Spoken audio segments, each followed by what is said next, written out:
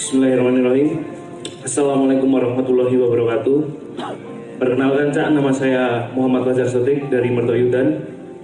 Izin bertanya, dari dulu saya selalu percaya bahwa harta, rezeki, jodoh dan mati itu adalah di tangan Allah. Dan beberapa waktu lalu saya juga berpikiran, kenapa ada orang yang bunuh diri? Apakah itu sudah ditentukan oleh Allah? Dan kalau ditentukan, apakah memang dia matinya untuk bunuh diri? Dan apakah itu dosa atau tidak? Kalau tidak ditentukan, yang katanya hidup itu ada di tangan Allah, itu bagaimana? Tolong untuk dijelaskan. Terima kasih, Cak. Assalamualaikum warahmatullahi wabarakatuh. Nama saya Jamaluddin Rosyidi. Saya domisili di Bontang, tapi kebetulan lagi Bontang Kalimantan Timur. Kebetulan lagi liburan di Jogja, jadi sempat mampir ke sini. Sebenarnya saya punya pertanyaan sendiri, cuma karena tadi dibatasi satu pertanyaan, jadi saya menyampaikan titipan pertanyaan dari teman saya. Jadi beliau kebetulan ngefans banget sama Mbah Nun, dan kebetulan beberapa kali mimpi bertemu Mbah Nun gitu ya. Kebetulan kami saat ini sedang memulai Simpul Ma'iyah Bontang. Kita kebingungan awalnya bagaimana memutar roda ya Simpul Ma'iyah Bontang. Cuma beliau bilang seperti ini, namanya Mbah Saiful, kita panggilnya Mbah juga. Jadi kata Mbah Nun, tirulah Upin dan Ipin. Nah, mungkin ini ada hubungannya dengan kreatif dan seperti ini. Jadi mumpung ada Mbah Nun juga, jadi mohon terjemah tentang mimpi tersebut. Terima kasih. Assalamualaikum warahmatullahi wabarakatuh. Masih ada dua lagi, masalah hidup di tangan Allah, dari jodoh dan semuanya tadi, rezeki dan orang bunuh diri. Kalau hewan dan yang selain gini, kalau manusia itu makhluk kemungkinan, kalau selain manusia itu makhluk kepastian, ya. Nah, kalau kemungkinan berarti ada pembagian tugas antar pelakunya, yang gitu. Bahkan yang pasti saja seperti binatang bisa dibunuh manusia. Ya. Artinya dia mendapat kepastian tidak hanya dari Allah tapi juga dari manusia. Gitu. Apalagi manusia yang hanya kemungkinan. Maka kamu sama Allah bekerja sama, menentukan hidupmu. Jadi kue bunuh diri keputusanmu, gitu, keputusanmu. Jadi orang pun Allah menentukan kamu bunuh diri. Allah tahu besok-besok kamu bunuh diri, tahu. Tapi tidak lantas dia mengurus. Aku ciptakan engkau untuk bunuh diri, ora. Pas aku ya ora. Siapa sing arep bunuh diri sapa iki?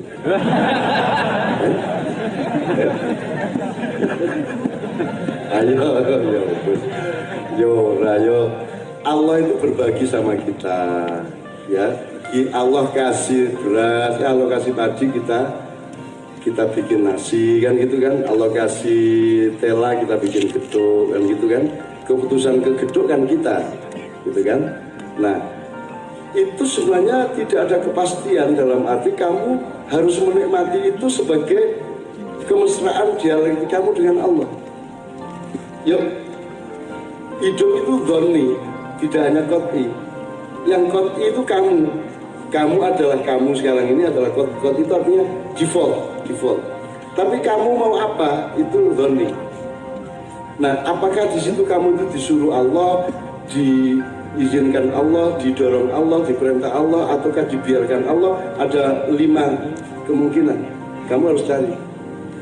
Jadi kalau ada kejadian 1, memang Allah memerintahkan, 1. Nomor 2, itu idemu sendiri tapi Allah mengizinkan. Allah cuma mengizinkan. Nomor 3, ini idemu dan tetap terjadi dan Allah membiarkan kamu melakukan itu, tidak berarti mengizinkan. Membiarkan gitu ya. Ben kono, sakar-karbu itu. Nomor 4, istidraj. Kowe dibombong. Fi qulubihim maradun fazadahum maradun. Nek kowe atimu penyakitan ora gelem mari, Allah nambahi penyakitnya. Nah, ada orang bunuh diri dibiarkan sama Allah atau malah dibobong oleh Allah karena dia tidak mau sembuh. Nah, Anda harus mengerti dirimu. Anda pada posisi yang mana? Gue ini diperintah Allah apa gue ini dibiarkan Allah, diizinkan Allah, dibombong Allah, atau disesatkan Allah yang paling celaka. Allah punya hak menyesatkan kita. Gue nek Jumuan kan mendengar kalimat itu tiap Jumuan toh. Barakallahu wa may yudlil fala hadiya lahu. Barang siapa diberi petunjuk oleh Allah tidak ada yang bisa menyesatkan, dan barang siapa disesatkan oleh Allah tidak ada yang bisa memberi petunjuk.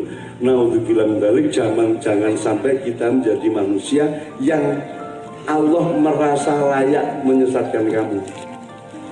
Gitu. Jadi saiki dinamis ya itu jawabannya. Itu ya, dinamis. Jadi mustahil kalau Allah mentakdirkan kamu bunuh diri, mustahil. Terakhir masalah tafsir mimpi tadi. Ini mimpi ini belum bisa kita elaborasi ya, karena beribu-ribu anak-anak saya mimpi atau dan mimpi ini kadang-kadang kita cetok banget, dan aku ini merentah apa ngomongnya apa sing cetok banget sing aku dhewe ora ngerti. Iki terang kuwi. Gusti Allah ki lenggahi perkara ki ya Allah ya. Aku ditekake nang atine bocah-bocah, terus aku ngekek wiritan barang ta. Begitu takon aku, waduh ora ngerti ya aku ya. Akhirnya aku takon, jenengan iku ndamel perkara mbok kula diuruhi napa sing kula uruk kene. Ana sing tak uruhi mabur, ana sing tak uruhi njukuk keris ning wit, ana sing tak yo semacam-macam. Iki tak uruhi kaya Upin. Jadi tak delok-delok kapan lho aku ngomong ngono kuwi. Kuwi padha karo nek ana ning medsos-medsos kayak aku jare ngomong ngene. Kalau memang speaker masjid tidak boleh, yang dangdut juga tidak boleh. Aku kapan ngomong ngono kuwi. Ya ana ning medsos kayak ngono kuwi, kapan aku ngomong ngono kuwi, ya Allah, ya Allah. Ning aku meneng weben wae. Ben wae kowe nek jan wani-wani kan ora urusan karo aku, ning urusan karo sing duwe aku kan gitu kan. Aku tenang wae, ben wae aku. Nah jadi kalau saya sekarang mencoba mencari atau mengelaborasi, melogikakan, mencari kontekstualisasinya, Upin Ipin itu bikinan anak Indonesia, tapi tidak diterima ketika ditawarkan kepada media Indonesia, karena orang kreatif di Indonesia tidak dipercaya oleh orang kaya di Indonesia. Kowe iso gawe listrik saka banyu, kowe iso gawe listrik permanen, kowe iso gawe ramuan-ramuan baru, inovasi. Wah, banyak sekali anak Indonesia yang hebat-hebat, tapi tidak dipercaya oleh orang kaya sehingga tidak disponsori dan dicurigai oleh pemerintah, malah ditangkap dan dimasukkan penjara. Saya sudah menemani beberapa orang yang seperti itu. Nah, ketika Upin Ipin ditawarkan ke Malaysia, diterima. Bahasanya kemudian di Malaysia kan, terus Indonesia melu tuku, pingin ditawani ragilem, begitu wong liya tuku kowe melu tuku ngono. Jadi kita mohon, kita mudah-mudahan kita punya pemerintah dan stakeholder Indonesia yang menghargai rakyatnya sendiri. Karena kita tidak dihargai. Nggawe ide dienggo ngangkut apa, nggawe mobil roda aneh sithik dicurigai, ditangkep. Itu kan. Pedomane Korea karo Jepang, nek Indonesia sing gawe ora. Sing nggawe akal-akalan SMK kuwi digedhe-gedheke padahal ora. Itu tidak sama sekali. Itu pemaksaan politik untuk pencitraan betul-betul. Itu. Nah, jadi mudah-mudahan pada suatu hari saya mohon juga Pak Polisi punya kearifan dan takon-takon lah, jangan dulu mencurigai, jangan dulu menangkap, tapi tanya-tanya kepada, makanya setiap kota kalau perlu ada dewan sesepuh antara Pak Kiai, pastor, orang-orang tua itu menjadi dewan sesepuh semacam MPR lokal gitu. Sehingga kalau ada apa-apa itu jangan langsung bertindak, karena kalau sifatnya kreativitas namanya juga kreatif, belum pernah ada. Nek belum pernah ada dicurigai toh, gitu loh. Nah kreativitasnya apa yang durung tawono. Makanya mobil listrik tidak akan laku di sini. Kenapa? Ayo sing total bensin, sing bisnis bensin gede-gedean kayak gitu terancam, maka mereka akan membunuh kalian kalau kalian bikin kreativitas. Hati-hati kalau kreatif. Gitu loh. Jadi kreativitas harus hati-hati.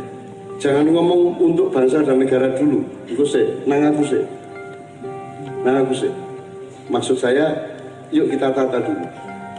Misalnya kowe iso nyembuhke kanker, di Indonesia itu deh, tak kandani aku takon, nek kowe ning SD, anakmu ning SD, dikai soal karo gurune, kuwi sing didelok hasilnya apa prosesnya? Tenan?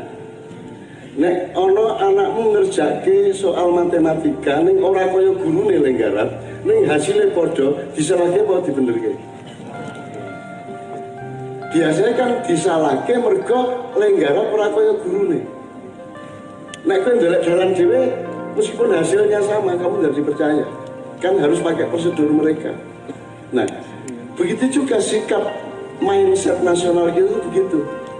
Meskipun terbukti kamu bisa membuat mobil yang bagus, yang efektif, yang efisien, tapi kalau tidak seperti yang lain-lainnya yang sudah ada selama ini, kamu dicurigai kan begitu. Karena bangsa Indonesia atau pemerintah Indonesia belum siap dengan kreativitas rakyatnya. Jadi kalau kamu punya kreativitas, monggo dirembuk dulu, jangan perlu disosialisasikan. Misalnya gini, saya kowe loro batu ginjal. Umpamane ya, ini ora, kowe lagi jual manuk toh. Ini jual manuk dia. Itu manuknya segitu, jual manuk kang dindi ora. Untuk iya atau tidak dia punya batu ginjal, kan harus ke lab, betul nggak?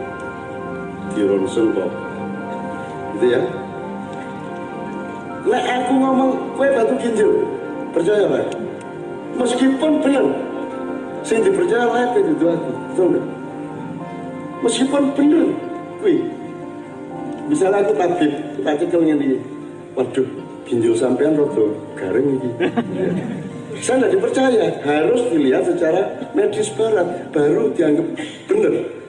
Kalau cuma tak pegang gini terus saya tahu sampai kok rodo paru-paru ini rodo terus misal gitu ya, saya tidak dipercaya meskipun benar hasilnya. Nah ini kelemahan bangsa Indonesia, kelemahan pemerintah Indonesia. Ngomong ini, berarti ginjalmu tak cukup. Gue nanggone anak maknya di Delanggu menganggu aku set telepon set gue karena rokok ini raka rokok telepon chat ini lagi kalau tarik nggak kalau adem-adem biasa metu produk batunya nyoto lah nek batu ini metu begitu dimasukkan ke lab memang hilang batunya kan sudah dikeluarkan tapi diakui enggak hasil karya enggak diakui karena prosedurnya tidak seperti di rumah sakit. Jadi urusannya bukan hasilnya, urusannya adalah kudu kaya kae. Ini penyakit mazhab namanya. Kudu kaya kae. Nek wiritan kudu ngono kae, nek salat kudu ngono kae, thariqate kudu ngono kae, nek ora ngono kae salah. Meskipun hasilnya tetap taqarrub ila Allah. Nah saya mohon anak-anakku semua besok-besok kalau Anda menjadi stakeholder, Anda menjadi pemerintah punya kedewasaan, punya keluasan, punya jiwa penerimaan tapi rasional dan waspada terhadap fakta-fakta yang muncul di depan Anda. Ojo gampang nolak-nolak apa-apa. Karena kebenaran tidak hanya satu, kebenaran itu sangat banyak. Wong bukti ini gue gelem nrimo aku. Kan kudune sing diterima ning iki nek ngomong agama ya kudu pembelajar agama beneran, kudu tamat Al-Azhar, kudu menguasai kitab kuno. Lah ora ngerti, nek kok terima. Kok takon-takon nih? Bindi lalah aku diterima, neng belum tentu diterima yang lain, itu kan? Kudune yang ngelompok wong dan Bersatu kan Departemen Dalam Negeri. Lalu aku, neng dindi yang gak nunggu-nunggu ini putra aku. Loh, aku punya ekspektasi apa? Neng kok kau nerima? Kan gitu. Nah jadi kowe sadurunge menunjukkan kreativitasmu, kowe kudu ngitung segala sesuatunya, kowe dhewe kudu duwe kelengkapan ilmu. Nek kowe iki wis diterima wong lagi kowe ngene, misalnya kowe iki urung ngerti apa-apa, wis polisi itu gini tempiling kowe. Agak kowe iki sapa ngomong kowe, nek aku sing ngomong ora. Pak Tito, polisi itu bukan aparat pemerintah, polisi itu aparat negara, Pak Tito. Jadi bukan anak buahnya Jokowi sampean itu taatnya kepada undang-undang negara milik rakyat, gitu loh. Bukan bawahannya Jokowi. tak itu orang isu tak kena ini. Ini nak gue sih ngomong. Kan gitu. Jadi gue nak harus ngomongnya dihitung sedikit dulu. Ojo berita-berita ngarep kantor polisi ya toh. Nah, disikat tenan kuwi. Saya bukan hebat, cuman karena saya kan memang bantuin terus dari dulu. Saya kan tidak pernah bertengkar sama siapa-siapa.